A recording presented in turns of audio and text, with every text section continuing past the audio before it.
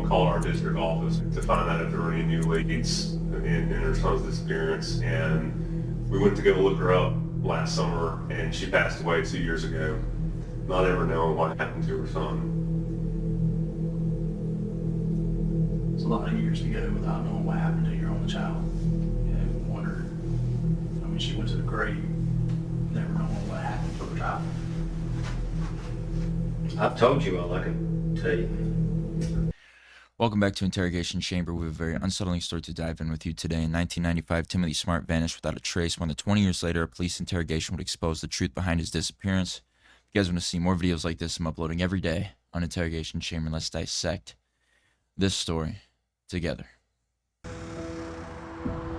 In August of 1995, Gail Smart contacted the Boiling Spring Lakes Police Department because she hadn't heard from her son, Timothy Smart, in several days. He would call her every Wednesday night, no matter what. Well, when she didn't get that call for a day or so, she really started worrying.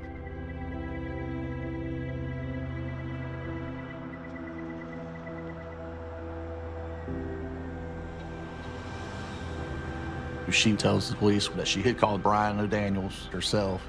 He said he hasn't seen him in over a month when he left hitchhiking for South Carolina.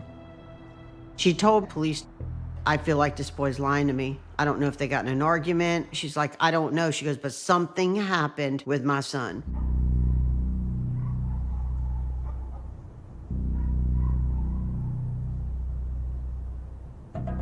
"25-year-old Timothy Smart was last seen in Boiling Spring Lakes in July 1995.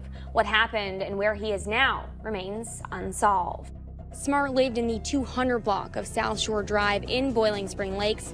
This was the last place he was ever seen. If you have any information, please contact the Boiling Spring Lakes Police Department.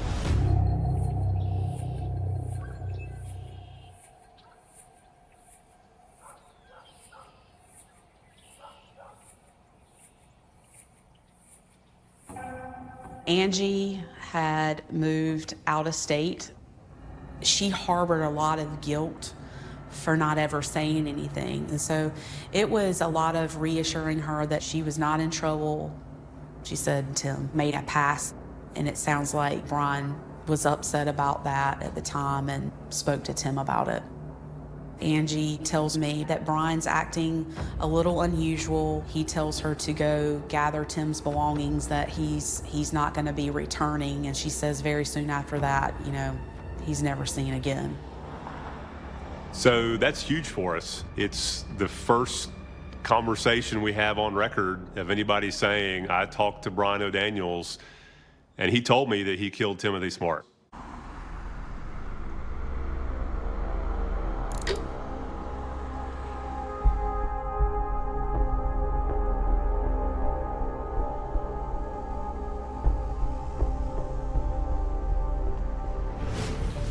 So who is your suspect?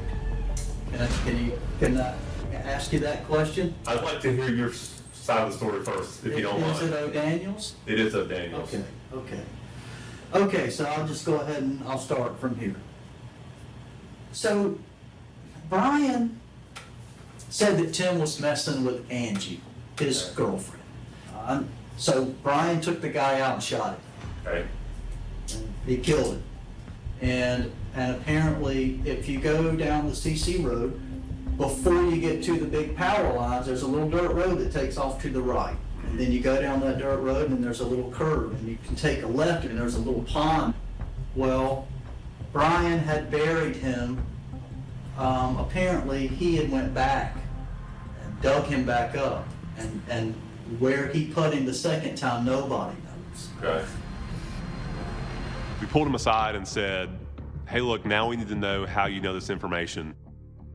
He then gives us the name Randy Pickard. He believed Randy to be someone who helped Brian bury Tim's body.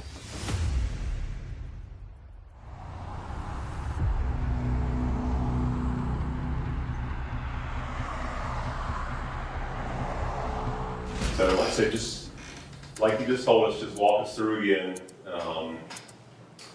You said you were at the party, you were at the house party, you were asleep, and then Brian came and got you. Yes, sir. Just walk me just through that again. Then we jumped into the truck, went down CC Road, turned down the little path, and there was a car, fresh dirt, and he piled the dirt up behind the straw, changed the car. We tried to drag the car over what was there, and the car really didn't move. It just kind of went sideways. We threw pine straw everywhere, and went down out the road. Okay.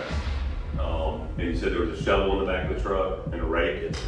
You said it looked like there was blood in there? Yes. And what did he lead you to believe it was? A deer. Okay.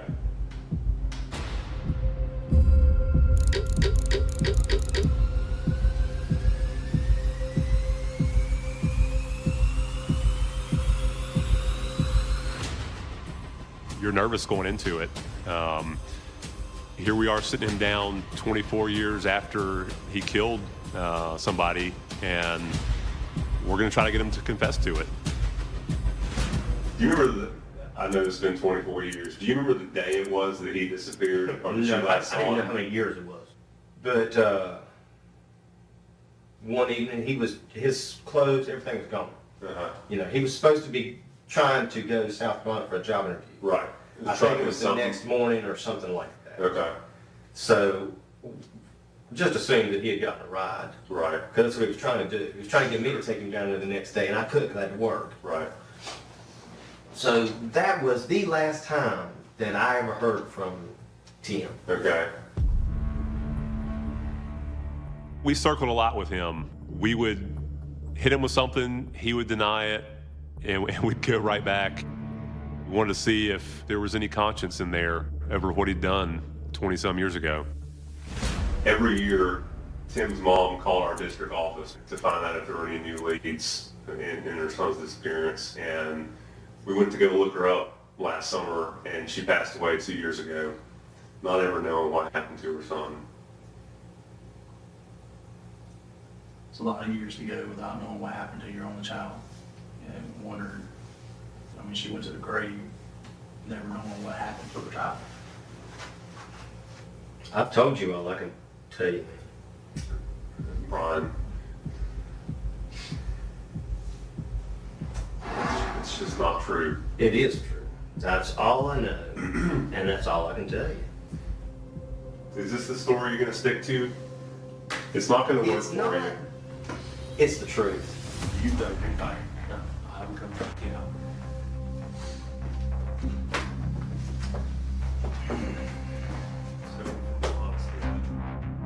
There's no question at this point in anybody's mind as far as what happened. So we would have to go back and find this burial site so that we can put him behind bars for the murder of Timothy Smart.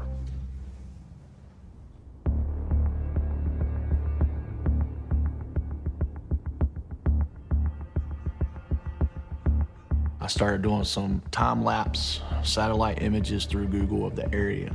I was able to find an area that was exactly how they described. It had a small body of water. It had an access road.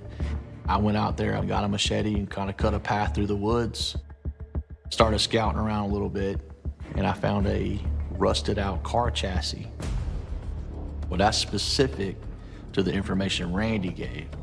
And I felt like that this is where Tim's remains were.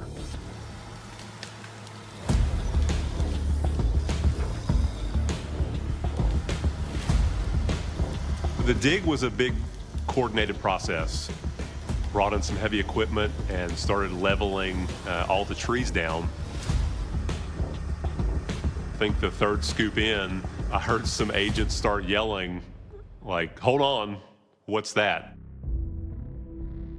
And our forensic anthropologist walked over and hopped down in the hole and said, "That's a skull cap." So we started in the slow process of uncovering remains.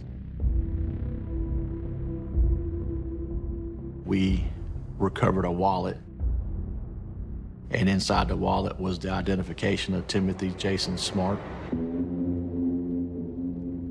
There's got to be some divine intervention here because everything just is falling in place.